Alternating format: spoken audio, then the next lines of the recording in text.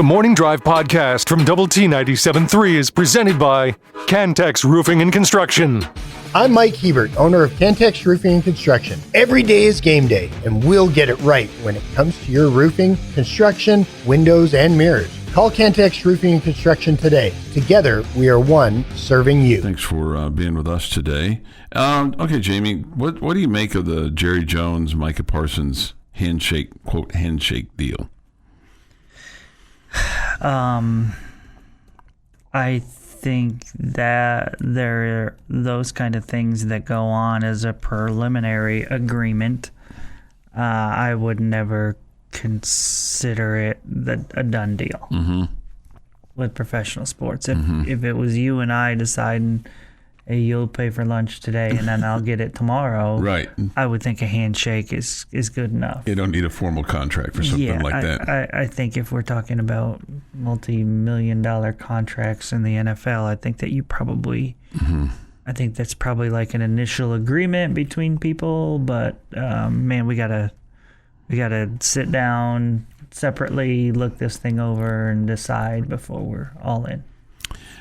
Jerry was quoted as saying this: "I bought the Cowboys with a handshake. It took about 30 seconds. I gave the numbers, shook hands. The details we worked out later." And then lawyers got involved, and then a handshake deal didn't mean anything anymore. Right. And, I mean, you also heard the reports that, I mean, Jerry really didn't have very much money when he bought the Cowboys. I mean, and the Cowboys really didn't go for very much money because Bum Bright was on the verge of financial collapse. Cowboys were on the verge of financial collapse. Jerry would tell you that he bought the Cowboys with a credit card, and he had a bunch of investors that went with him in on that deal. I mean, it wasn't just Jerry. It was Jerry. I mean, I think he had the controlling interest, but it was Jerry and a bunch of other guys. He didn't have the money that he has today, obviously. But it's crazy talk, right? I mean, and even if he did have a handshake deal with Micah Parsons back in March or April or whenever it was, still the follow up to that is, I'll have my people get with your people. We'll get everything ironed out, and we'll sign a contract. Yeah. You know, I mean, how many times do we hear about, coaches, especially on the college level, when the coach has signed an agreement, it is a letter of understanding that later will be a formalized contract so that they can have the press conference and they can introduce the coach and blah, blah, blah, blah, blah. I'm sure there's some times when the contract is all signed, sealed, and delivered, but, I mean, Billy Gillespie ran into that problem with Kentucky. He signed a letter of understanding, and they never finished out the whole contract, and it took, they finally had to get to a settlement when Kentucky fired Gillespie for whatever reasons. But you got to get the pesky paperwork done. So, I mean, you just can't say, well, we had a handshake. Okay, well, that's great. And no owner has ever cut a player that's been under contract. Ever. Right. That's never happened. Right. Especially right before their big payday. It's never happened. No. Never once. No. You do the paperwork. The two parties can get together and have a conversation. And this is what I'm looking for. Well, this is what we can offer. I can agree to that. I can agree to that. Let's get the lawyers involved now. That's what they're paid for. So that when you do cut the contract, everybody knows what you got to do. Yeah, and the other thing. So what I would like to know is, what did Micah change? What did Micah feel? What does Jerry feel that Micah changed between the handshake and between what he's asking for now? That would be the question that I would want asked. What's changed? Well, is he asking more for more money, for more years, for more guaranteed money? Yeah, I mean, whatever. No trade clause. Yeah, that's the question that needs to be asked. Jerry's parking spot at the stadium. Don't make a concession without getting one in return. And is it the other signings? Is it the T.J. Watt signing? Is it the Cleveland signing? If this was agreed upon in April, yeah, they screwed up and didn't get the paperwork done. Right. Yeah, and see, I would imagine that, to me, my guess is that Jerry is unhappy because the price has gone up. Mm-hmm. And is it because of these other signings that it's gone up? And if that's the case, again, this is on you, Jerry. Yeah, because you didn't get it done. You didn't have a contract signed. Or, I mean, maybe that's not the case. Maybe Micah dragged his feet trying to wait and see what TJ got. Mm-hmm. And so he would be able to push it a little bit higher. I mean, we don't know the truth. Right. I mean, so it's possible that Jerry was smart enough to know we need to get it done before what? Mm-hmm. And that Micah was smart enough to know, hey, this is probably going to allow me to push it up. And so I'm not going to sign anything until he signs. He just kicked the can on down the road. And here's the thing. I mean, he's got another year on his deal. And then after that, the Cowboys can franchise tag him. Yeah. So it's not like you have to have a contract. Now, I mean, Micah Parsons can hold out. Sure. He can say, well, I'm not going to play until I get a new deal. Okay, well, then you're not going to get any money. And is he going to really walk away from the millions that the Cowboys are going to pay him this year? Is it 21 something, I believe? Yeah. I mean, is he going to walk away from that? I've seen dumber decisions that have been made. Okay. I mean, we've seen people that are owed a lot of money. Mike Florio was on Dan Patrick's show on Double T 97.3 yesterday. And one of the things that he talked about, and he's with Pro Football Focus, and he's, an NFL insider and a really smart guy. And I think Florio's a lawyer too. Was a lawyer at one point in time, or has a law degree. Anyway, the point that he was making with regard to these NFL contracts is that teams more and more and more want as much as they can to players to assume the risk as opposed to the club assuming the risk with regard to injury. And trying to make sure that you don't get yourself upside down, and doesn't excuse what's going on here. But the Cowboys clearly right now have position. They have position today, and they have position kind of moving forward a little bit. But you have a disgruntled player, and when you have a disgruntled player, then you have a somewhat disgruntled team if he's a good teammate or the teammates want him to be on their team. But it is just a mess, no doubt about it. 640. This is the Morning Drive Podcast from Double T 97.3, presented by Cantex Roofing and Construction. Time for this day in sports history. Today is Thursday, August the 7th, 2025. Here is Jeff McGuire with this day in sports history. Starting in 1907, Major League Baseball Senator, legendary pitcher Walter Johnson wins his first of his 417 career games. Wow. In a 7-2 victory over Cleveland. Fast forward to 1956, 51-year-old Satchel Paige, pitching for the Miami Marlins, wins a game before the largest crowd in minor league history. 57,000 people at the Miami Orange Bowl. It was an International League game. Marlins win 6-2 over the Columbus Jets. They called them the Marlins then, huh? Yep. Wow. 1992, Orlando Magic sign an NBA #1 overall draft pick, Shaquille O'Neal. He was pretty good. He was pretty good. Yes.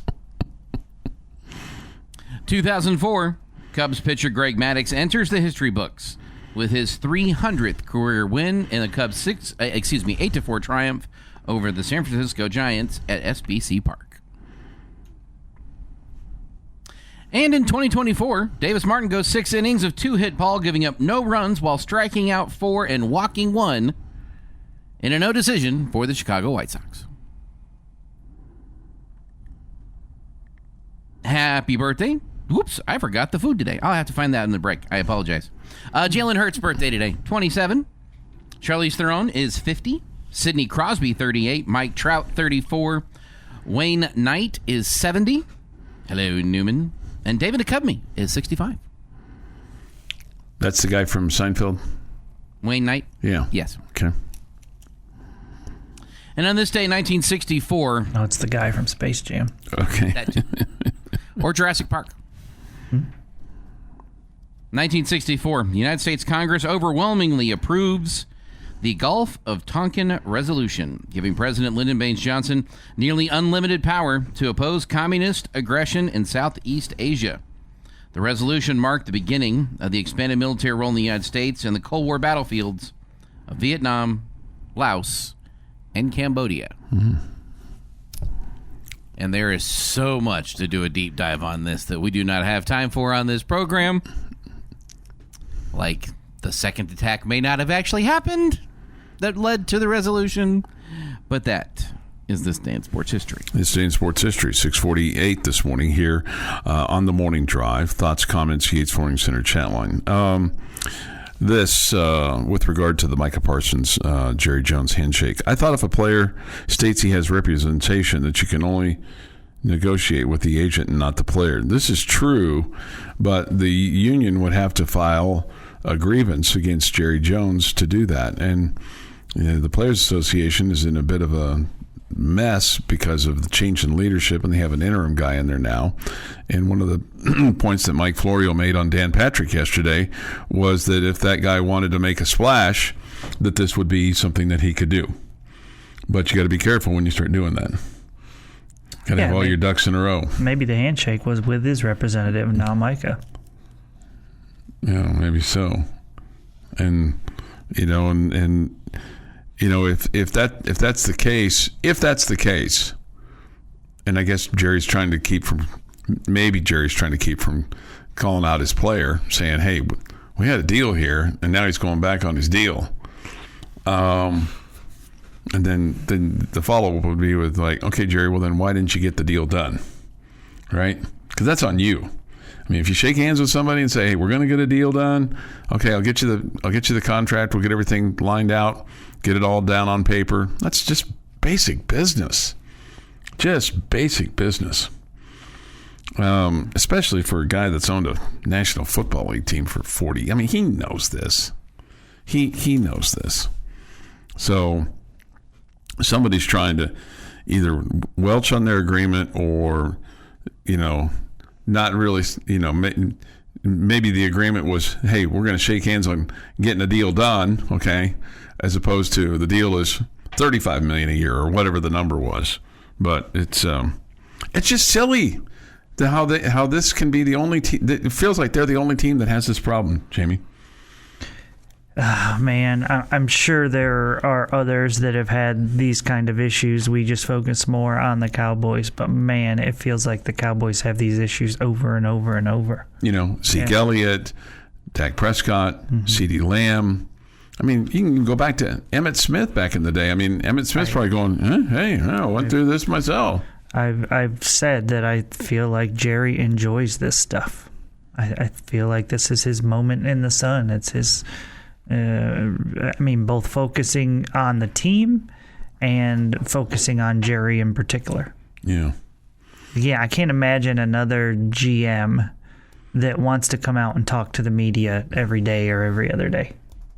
Right? I just don't see it. You don't see it at all of an owner. But okay, he's the GM. He's got to be around, all that. But he makes himself available for this. Nobody's forcing him. He's trying to use the media to, win the public opinion, and he's just not doing the things that focus on football. Yeah, he's just making it about the drama, and he's tone deaf to the public opinion because public opinion, even for the most ardent. No, Cowboy. I don't think he's tone deaf because I think that's why he's kind of taking shots at Micah Parsons to try to win the public opinion back. I think he feels like right now he understands that he's the villain. People are mad at Jerry, not Micah. And that's why he's trying to win them back. I guess I felt like maybe the tone deaf aspect of it would be that he's just doesn't hear how or see that he's the problem. It's like, it's what, me? I'm the problem? Again, I have a hard time in this particular case because I think they're both morons. And I'd have a hard time saying that Micah Parsons isn't part of the problem. No. And I mean, I don't think Dak Prescott is a moron, but I think Dak Prescott, I mean, in all of his dealings, was focused, number one, on I want to make the most amount of money. I think he was greedy. It was a competition. Yeah. Okay? It's a competition. I need to prove, I want to be proven that I'm one of the best quarterbacks in the league. And he doesn't want to prove it on the field. He wants to prove it with his pocketbook. And Jerry allowed him to do that. And so, I don't think Dak's a moron like I think Micah Parsons a moron. I don't think he's a bad teammate. I just think he was focused on the money and not what it meant to putting together a good roster around him.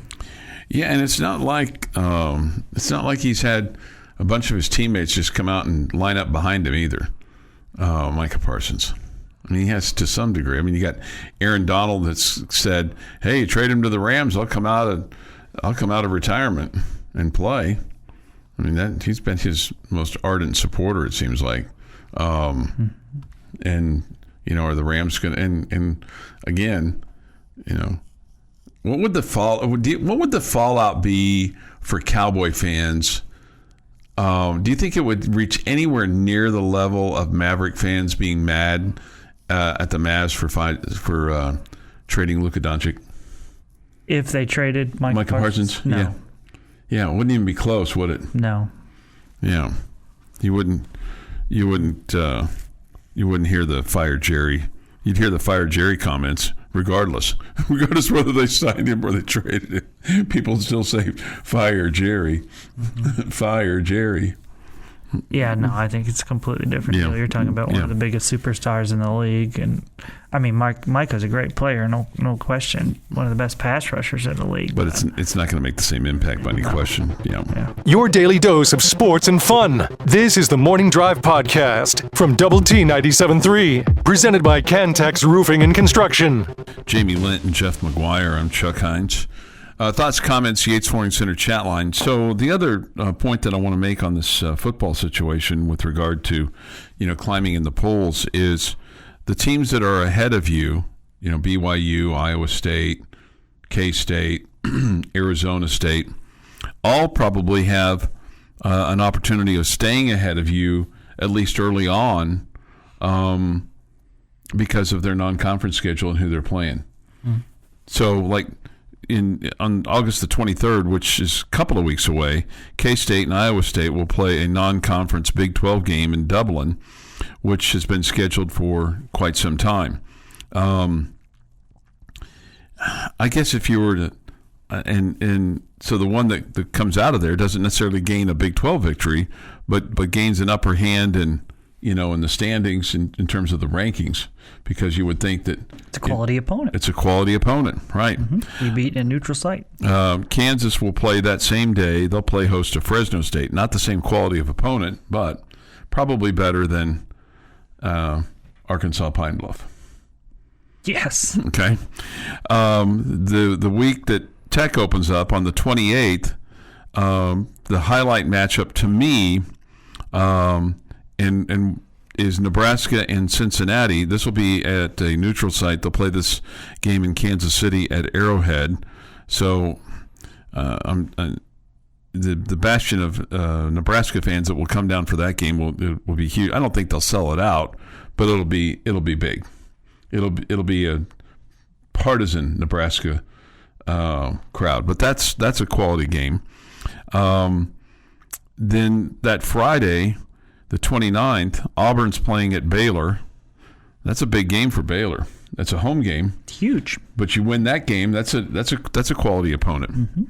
Mm-hmm. Georgia Tech plays at Colorado. Again, a quality opponent. And then that Saturday, Texas Tech is playing Arkansas Pine Bluff. Now, the other big games potentially in the Big 12 that day, really there's really only one.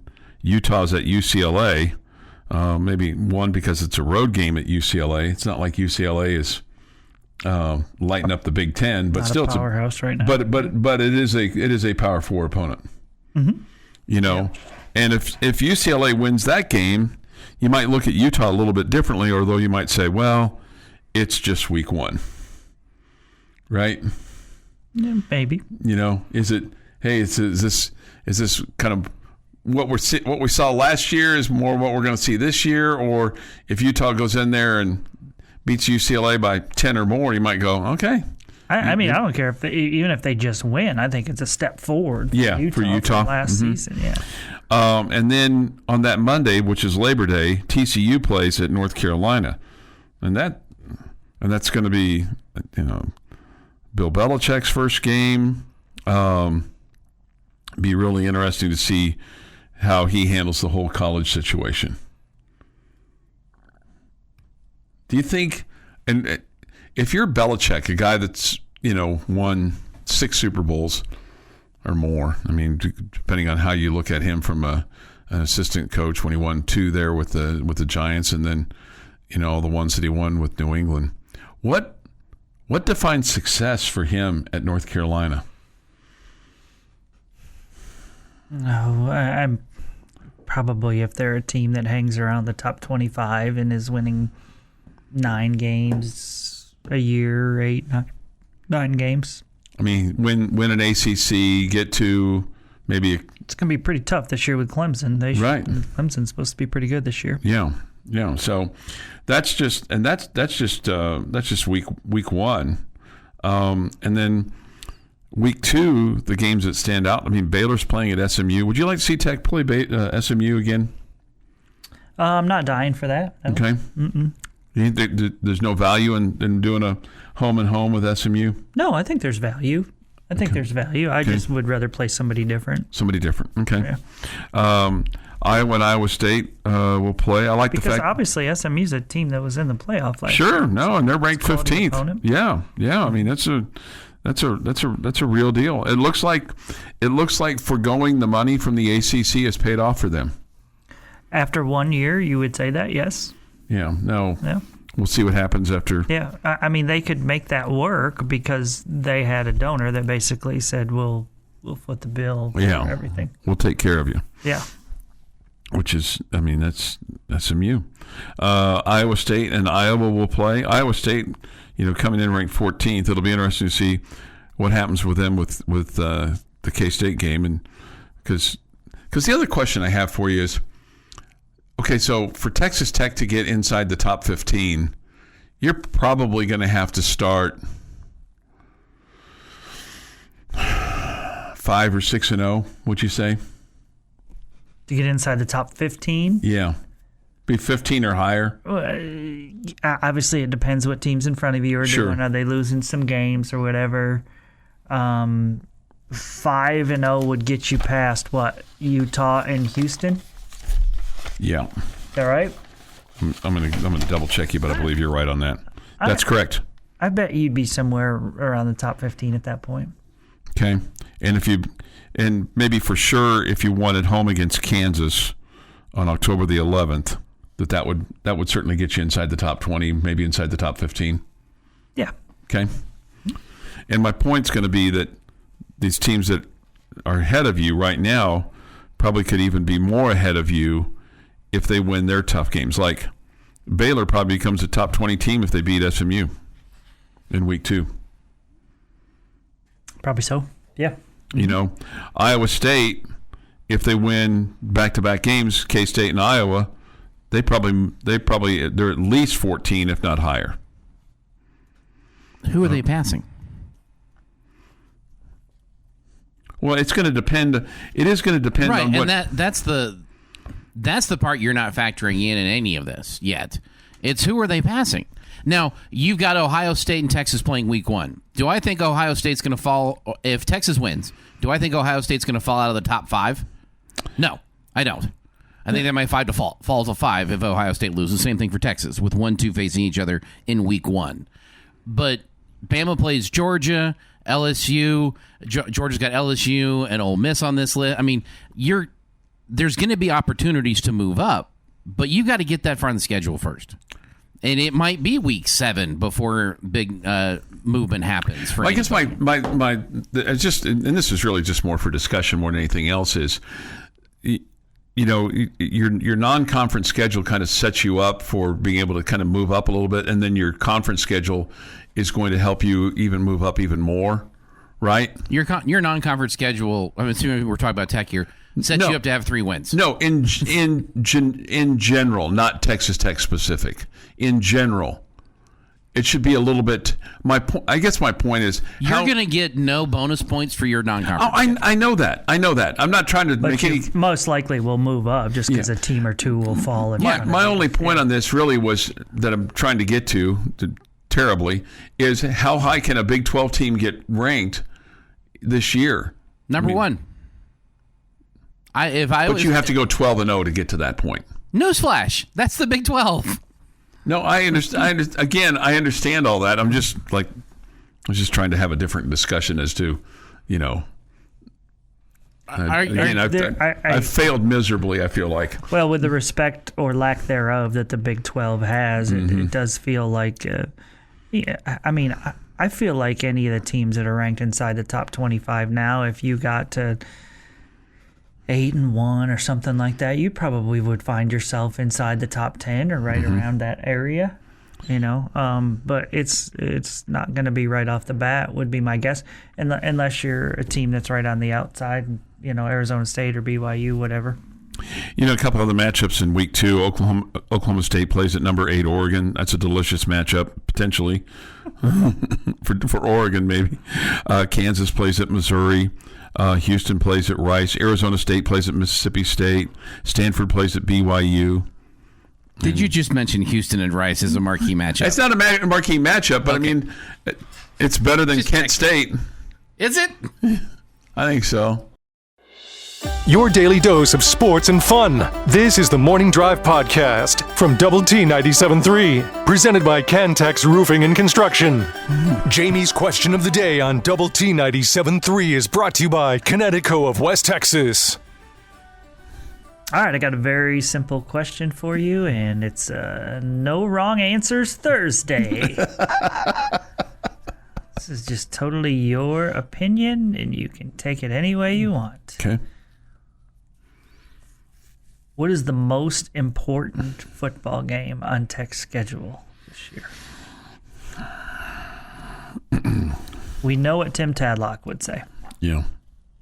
The first one. Arkansas Pine Bluff. Yeah. Joey McGuire would probably say that too. Joey McGuire, Grant McCaslin, Tom Stone, everybody, they would all say. They'd all say that. The first Arkansas one. Pine Bluff. We're not looking past the first one. Man, I hate to just belabor a point, but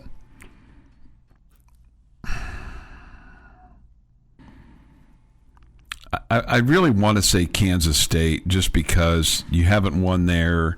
I feel like that's going to be a game that has Big 12 championship game implications. But really, I really think after you play the 3 Patsies, the first road game at Utah will give you a true test of what your football team is. And that's given that Utah kind of proves to be what you think they're going to be. So I'm going to say the September 20th game at Utah. I like that answer, Chuck. I like that answer a lot. I'm going to go with your October 18th contest at Arizona State. And your reasoning? Big 12 champion that you got to go take down. And in order to be the champs, you got to beat the champs. Okay. I like that. And beat the champs, you got to beat. I didn't make it up or anything. I know you didn't, but I mean, it's great coach speak. In order to beat the champs, you got to beat the champs. I am going with the October 18th game at Arizona State as well. Okay. I feel like for you to get the quote-unquote cred that you need to get yourself high in the rankings, to give yourself a chance, also to give yourself a chance to get into the Big 12 championship game with a loss. I think if you can take down Arizona State, if you can stay undefeated through Arizona State, even with a loss at K-State, I still think you have a good chance to get in. Okay, if you've given Arizona State a loss. So let's say you win that one, but then you lose to Kansas State and you win out, and so I still think you're in. Okay, I worry a little bit if you lose to Arizona State that people are like, the thought is, hey, they're good, but they're not great. And so I feel like I could have gone either way with Arizona State or K-State on this one, because not only are you winning the game, but you're giving them a loss. Mm-hmm. And those are two of the teams that I feel like are really high contenders for the Big 12 championship game. So I really think either one of them could have been the answer, but I'm going to go with Arizona State just because I think you'll get that quote-unquote street cred for knocking off the Big 12 champ like Jeff was talking about. Okay. And it feels like Arizona State is currently getting the benefit of the doubt from a lot of the experts. Mm-hmm. Let's take their benefit of the doubt and steal it away from them. Yeah, because all the pundits last year had Arizona State picked last, and so now the pundits are bullish on Arizona State, and for reason.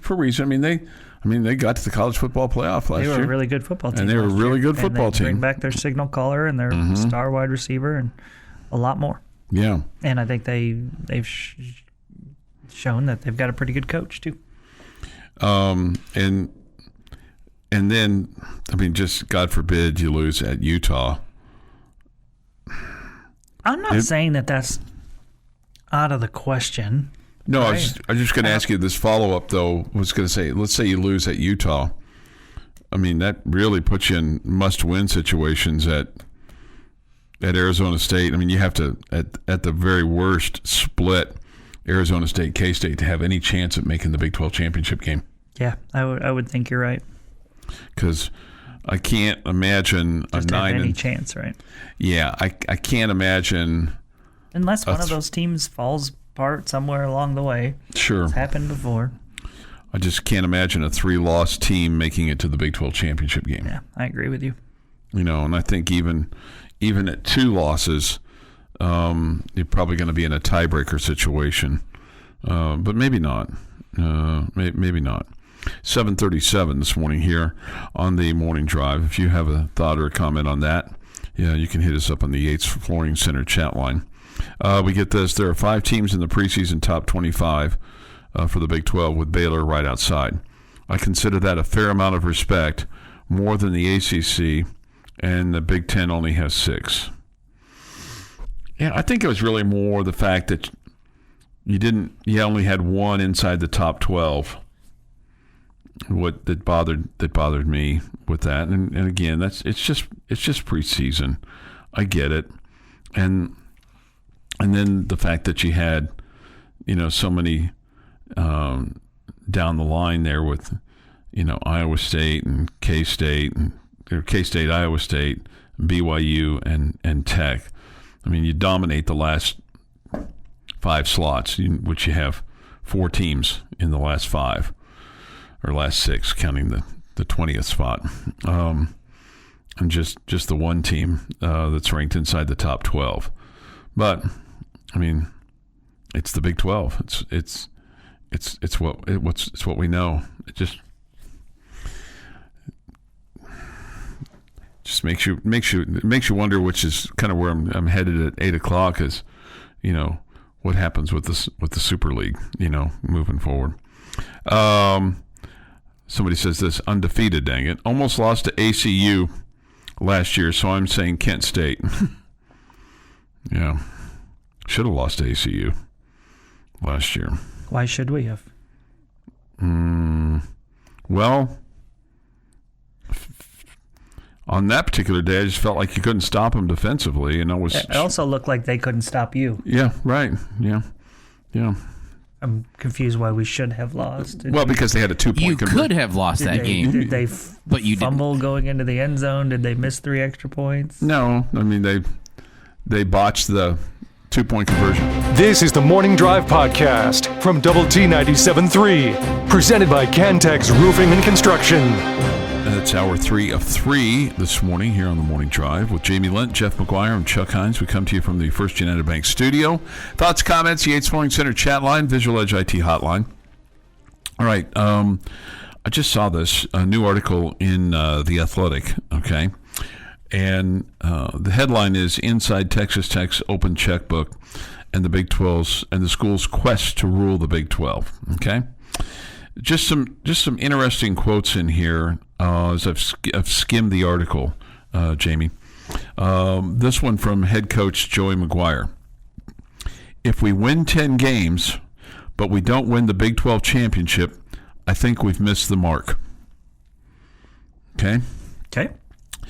When we had him on during Big 12 Media Days, his comment about this will be a successful season if we're playing back here in Arlington for the Big 12 championship. This one takes that a step further because I think a lot of people have acknowledged, and we've talked about this some, you win 10 games, but you don't make it to the Big 12 championship game because of a tiebreaker situation, you could still mark that down as a very good season, right? Probably so, yeah. Depending on how it looked. Depending on how a couple of those losses might look. Exactly.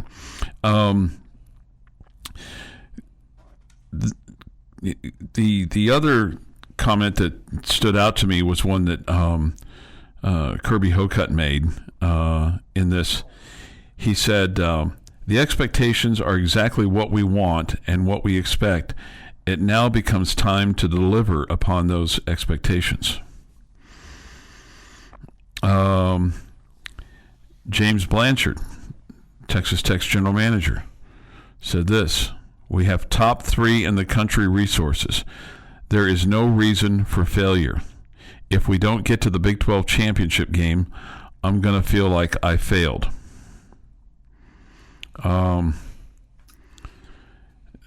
Kirby Hocutt said, a Big 12 title and a playoff berth are the expectations, period, in quotes, period, in quotes. He did acknowledge circumstances like injuries or bad luck, but did go on to say, Kirby did, we will be extremely disappointed if we're not in Arlington playing for the Big 12 championship this season. I think that's a fair comment. I think all of them have been fair. Mm-hmm. I think all of them are things that most Texas Tech fans are saying. Mm-hmm. You have to be a little bit careful, right? That sure. Hey, you're saying these things, man. If you come up short, and you're saying, go back to Coach Blanchard's comments, right? No excuses. Yeah. No excuses. If we don't get there, it's a failure. You are. I like that they're not running from the expectations, but man, and to say that we have top 3, what was the word? Resources in the country. Yeah. In the country, you sure are putting a lot of pressure. Absolutely. On yourself. Mm-hmm. And man, if you come up short, like he said, there are no excuses. And you better understand why the fan base is frustrated. And there doesn't need to be a portion of the fan base that's like, hey, we won 9, so why are you angry we only won 9 and didn't get to the Big 12 championship game? Because we don't win 9 around here a lot. Right. People will say that. Mm-hmm. Oh, so it's better than 8, so we should be happy with 9. No, the resources that you have, you should be happy with being in the Big 12 championship game. Yeah. And almost nothing less. I'll give you, let's see how it looks. I'll give you, maybe there was injuries. I'll give you, there was a 13-way tie and you missed out. Okay? Yeah. 13's a little bit of exaggeration. Mm-hmm. Okay? I'll give you some of that. But everything they are saying, I agree with. Whether it be Kirby, whether it be Coach McGuire, whether it be Coach Blanchard. I agree with everything they're saying, but they are, by being vocal about it, putting pressure on themselves. Sure. But I respect the fact that they're not, giving us coach speak, and I respect the fact that they're not running away from it. Mm-hmm. This is a paragraph from this article in The Athletic. What if it doesn't work? What if Texas Tech wins 8 games or fewer again? Will the money faucet shut off? Will McGuire and Blanchard be in trouble? Will the Red Raiders pivot to a different roster construction strategy? Goes on to say neither Hokut nor Cody Campbell, who's also quoted in this article, the Board of Regent, and of course, the money man behind all this, gives the impression that they are thinking that way. Both are full-throated in support of McGuire and Blanchard and the plan they've executed. Here's what Cody Campbell says directly. I am confident that we've done everything we can possibly do to control the things that we control. We've given ourselves the best probability of success, but you still have to go out and win the games. And there are a lot of things that are outside of our control that affect those outcomes. Kirby Hokut says this. This is a strong statement from Kirby. I've never been more confident that we're positioned extremely well for success. Yeah. I mean, again, they're all saying things that we all believe. Yeah. So, I mean, you couldn't argue with any of those. Yeah. No. This is, I mean, this is not we've taken little steps forward each year. We're progressing in the right direction. No, you just put together one of the top rosters in the country. You are spending money like the elite in college football. Mm-hmm. You should not be just a little bit better. You should be a lot better. You should be a contender for the Big 12 championship game and a contender to get into the college football playoff. Yeah. Now, are you a contender to win the whole thing yet? I wouldn't go that far. But a contender to be in the college football playoff and a contender to win the Big 12 championship game, you should absolutely be that. Yeah, and I absolutely feel like that's where you are. Cody's last quote here was this. People can sit around and get mad about the state of affairs. They can criticize the coaches. They can criticize the leadership. They can be unhappy about the position we're in, or they can go do something about it. I felt like I was in a position to do something about it, so I said that I would, and I did. I mean, there's no question about that. There's no question about that. This has been the Morning Drive Podcast, presented by Cantex Roofing and Construction. Check out our library of Double T 97.3 podcasts at doublet97.3.com.